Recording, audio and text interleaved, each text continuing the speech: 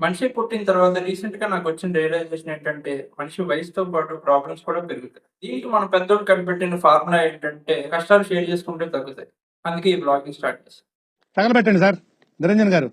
ఇదిగో ఇది మా బ్యాచిలర్ రూమ్. ఇగో ఇంకా ఇక్కడ గ్రీన్ కలర్‌లో ఉందే అది దుప్పటి అనుకుంటారేమో. కాదా? కాదు. Green screen. ఇది విన్నాక కంటెంట్ క్రియేటర్లందరికీ కోపం వస్తదేమో. దుప్పటిలాగా గ్రీన్ స్క్రీన్‌ని దుప్పటిలాగా వాడేస్తున్నా. ఎంతకు తెగించారా? ఇదిగో ఇది యాక్చువల్ బ్యాచిలర్ రూమ్స్ అంటే ఇలా ఉంటాయి. అందుకే ఓనర్లు ఎవరు బ్యాచిలర్‌కి రూమ్ ఇవ్వరు. హైదరాబాద్‌లో టూలెట్ బోర్డు మీద ఉన్న నంబర్‌లకి ఫోన్ చేసినప్పుడు వాళ్ళు అడిగే ఫస్ట్ క్వశ్చన్ ఏంటో తెలుసా? మీరు బ్యాచిలరా ఫ్యామిలీయా అని. ఒకవేళ మీరు బ్యాచిలర్ అయితే అటు నుంచి అటే కొంచెం ముందుకెళ్ళి ఇంకో రూమ్ ఎత్తుక్కోమని చెప్తారు.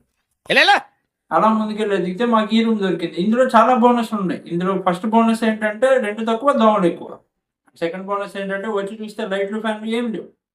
దెబ్బ మీద దెబ్బ. ఎప్పుడైనా కొత్తగా రూమ్ తీసుకున్నప్పుడు ఫ్యాన్లు, లైట్లు లేకపోవడం అది కూడా ఓకే. కానీ ఇక్కడ వచ్చి చూస్తే కరెంటు కూడా లేదు. కరెంటు సప్లై కూడా లేదు. ఫస్ట్ రోజు ఆ దోమలకి, ఈ ఫ్యాన్ లేకపోవడానికి నిద్ర లేదు, సుఖం లేదు, దెబ్బ మీద దెబ్బ. మాకేమో కానీ దోమలకి మాత్రం మంచి విందు భోజనం దొరికింది. దున్న మీద పుండుని కాకి పొడుస్తు.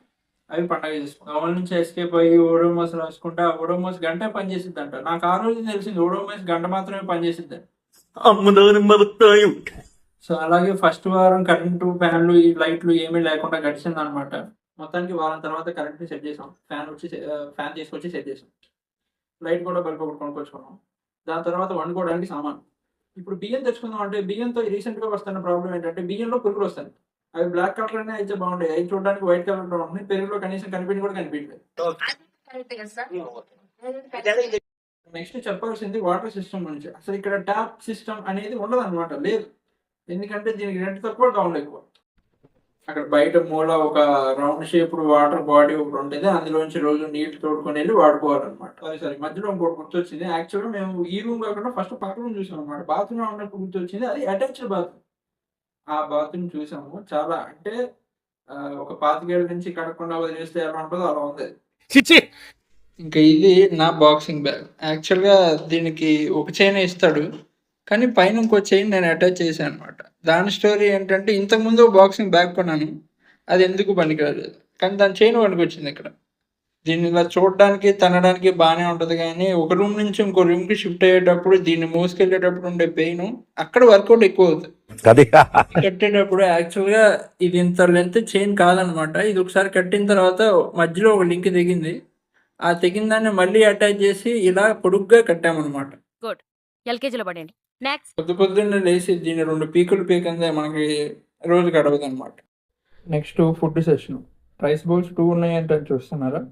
ఇది రాత్రి వండుకున్న రైస్, ఇది పొద్దున్నే వండుకున్న రైస్, ఇది నైట్ మిగిలిపోయిన చికెన్. మిడిల్ క్లాస్ బతుకులంటేనే ఎంత, నైట్ మిగిలిపోయింది పొద్దున్నే తినాల్సి వస్తుంది. బాగానే ఉంది, కానీ మాకు ఇక్కడ ఒక సమస్య వచ్చింది. అదేంటంటే అన్నము, చికెన్ అయితే ఉన్నాయి, కానీ అవి ముగ్గురికి సరిపోతాయా లేదా అని డౌట్. ఇలాంటి దారుణమైన సిచ్యువేషన్లో మా ఫ్రెండ్ గారు ఒక అద్భుతమైన ఐడియా ఇచ్చాడు. అదేంటంటే ముసలోళ్ళు ఆవకాయ పచ్చడి అందరికి కలిపి ముద్దలు పెట్టినట్టు అన్నంలో చికెన్ కలుపుకొని అందరూ ఈక్వల్గా షేర్ చేసుకొని తింటాం. అసలు మీకు ఈ ఆలోచన ఎలా వచ్చింది? బయట సమాజంలో ఈక్వాలిటీ దొరకదేమో, కానీ మా ఫుడ్ షేరింగ్లో మాత్రం ఈక్వాలిటీ ఉంటుంది. భలే కుదిరిందండి టేస్ట్ మాత్రం. సాపటమైనా స్వర్గమైనా సులువు. ఈ రోజుకైతే ఇంతే, రేపు బతుకుంటే మళ్ళీ కలుస్తా. బాయ్.